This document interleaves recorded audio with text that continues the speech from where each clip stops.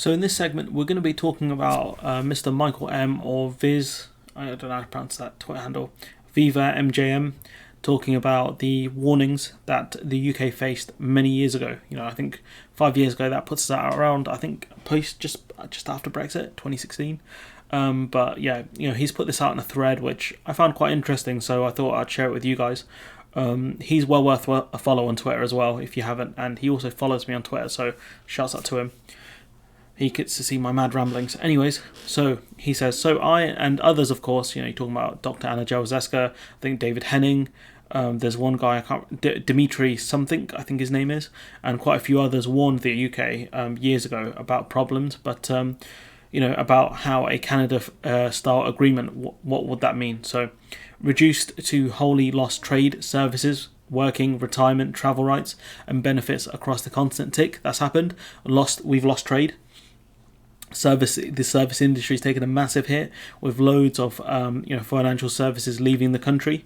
We've seen that working. The end of freedom of movement means that people from EU-based countries can't come here to work without visas or going through the annoying points-based system. But it also means that people from the UK can't move to the EU to work there either. Retirement, we've talked about how a load of people that retired in Spain because they don't have residency or aren't eligible for residency have had to come back to the UK who face deportation. We're going to talk about that in more detail at some other point. So that, again, true. Travel rights, we've talked about planes potentially having issues. But also the fact that I think travel rights probably means there about the fact that you can't stay over 90 days in an EU country without some sort of visa, which, is not great for people who wanted to live or travel abroad. And benefits across the continent, that's a very nebulous one, but we've lost a lot of benefits from leaving the EU. He goes on, an intractable problem with the shared customs territory and shared regulatory territory across the British border in Ireland, Northern Ireland having essentially different rules to the rest of GB. That's happened, thanks to Boris Johnson's Brexit deal. Regardless of how much they're trying to get rid of the Northern Ireland Protocol, it's still there and it's still an issue. Plummeted and utterly effed GB sales in EU as EU buyers progressively find other internal suppliers. That would be potentially shoppers boycotting UK goods, but also the fact that we're having massive export problems with prices going up. And so what that means is that the costs of importing goods from the UK to EU countries has gone up massively. If you're a person based in France, a company who's trying to import goods from the UK, those have gone up dramatically, so it's not worth your time. You have many other options to import from, and that's what they've done. We mentioned that shortages and long-term reduced choice and much higher rocketing prices. Inflation's at around 4%. That's happened.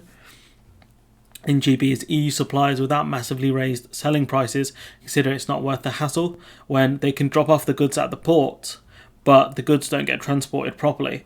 That causes problems for EU exporters. So that's happened. And, the UK government is still afraid to fully implement import checks. Once that happens, that's going to be a big L for the UK. So that has partially happened. Once those import checks happen, that's endgame really. That's when Thanos clicks his finger and we see finger and thumb, and we see some real damage.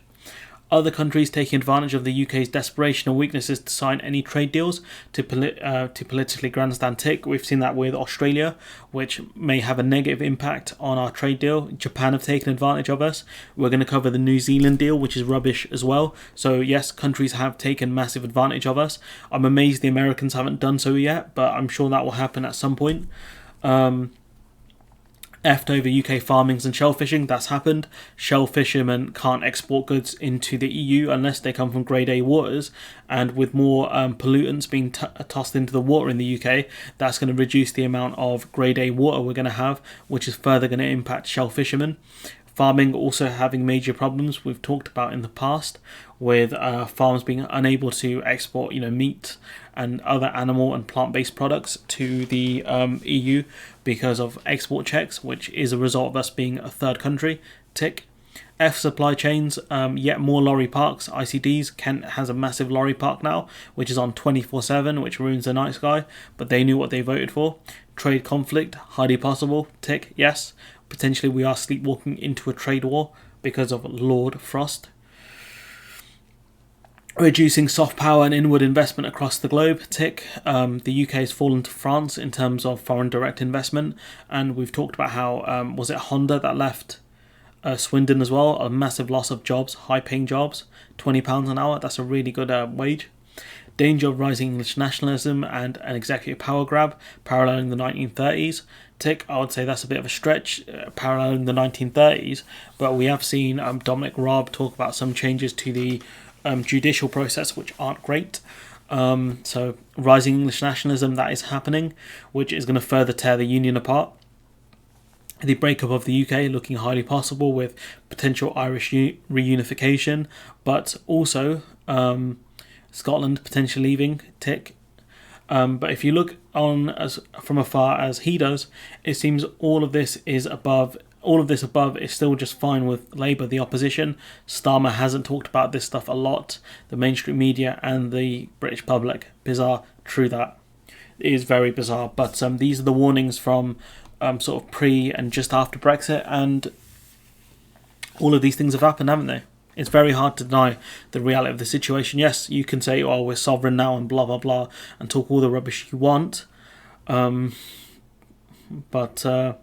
what more can you say apart from the trade experts were right? Shock. They were right. This is the reality of the situation. This is what's happened to us. You can talk about the fact that there are no tariffs yet, but when it comes to trade, there are far more than just tariffs as barriers, which we've seen in the UK. We've got first-hand experience of that now, how damaging it is to leave a trading bloc because of all the checks that have to happen.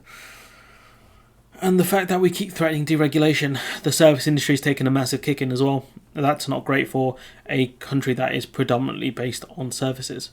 But anyways, I'm going to leave it there. Let me know what you think in the comments below of this thread. He's well worth a follow on Twitter. Highly recommend. Anyways, I'm going to leave it there. Let me know what you think in the comments below. Like, comment, share, subscribe, and hopefully I'll see you in the next one.